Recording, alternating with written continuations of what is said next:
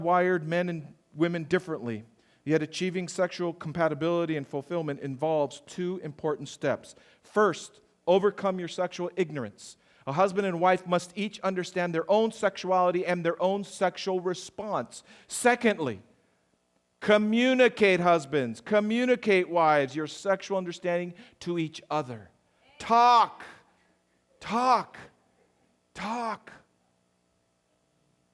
This is not a dirty, filthy thing in the context of marriage. And if we as Christians shy away from this, are embarrassed about this because the world has got first dibs on it, then we've lost. We've lost sharing a gift that God has given to marriage, to those in marriage. Dr. Harley makes this observation. The typical wife doesn't understand her husband's deep need for sex any more than the typical husband understands his wife's deep need for affection. He goes on to say, if a husband's love bank is running low because you have not shown him attention and affection inside the bedroom, you can't expect him to show very effective affection deposits outside the bedroom.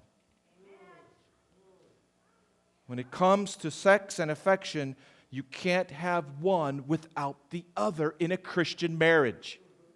Paul says in 1 Corinthians chapter 7, verse 3, the husband must fulfill his duty to his wife, and likewise also the wife to her husband. The wife does not have authority over her own body, but the husband does. And likewise, somehow the world stops at that point. But Paul continues and says, and likewise also the husband does not have authority over his own body, but the wife does. Stop depriving one another, except by agreement for a time, so that you may devote yourselves to prayer and come together again, so that Satan will not tempt you because of your lack of self-control. Just a sermon on self-control could be a 2 or 3 part sermon. Proof that the Apostle Paul intended and wants affair-proof marriages. Even though Apostle Paul was single, he knew the value and the institution of marriage. Here's the marital golden rule. Next slide. Meet your spouse's needs as you would want your spouse to meet your needs. Amen? Amen. Come on. Amen? Amen? Husband and wives. You got to meet each other's needs. Her second need, believe it or not, conversation. It's not about problem solving, gentlemen. It's about listening intently and respectfully to our wives. Dr. Harley's second law of mercy. You know, I have a bad habit at home.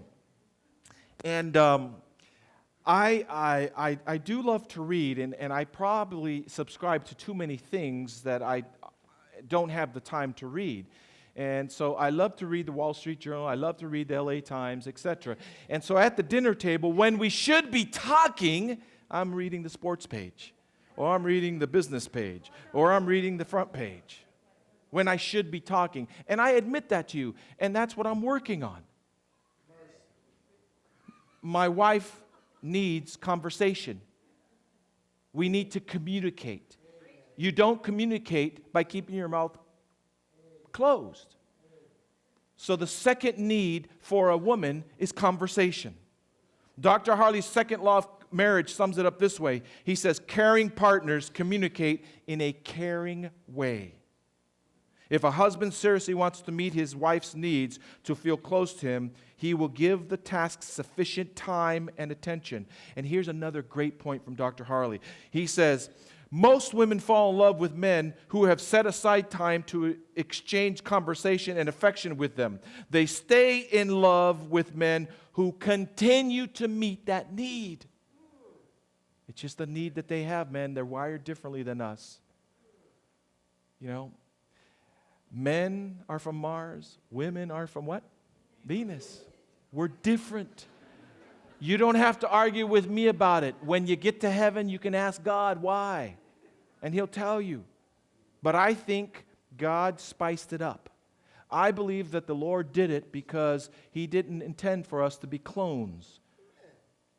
And I think there's beauty in it. My wife wants to talk, wants to communicate. His second need is, believe it or not, recreational companionship.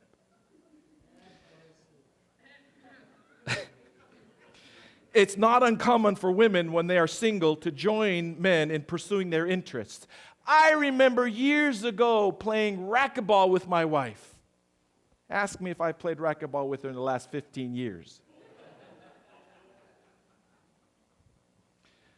You see, ladies, as much as a man might want to go out and play softball, basketball, racquetball, tennis, golf, he would like to do it with you. He would.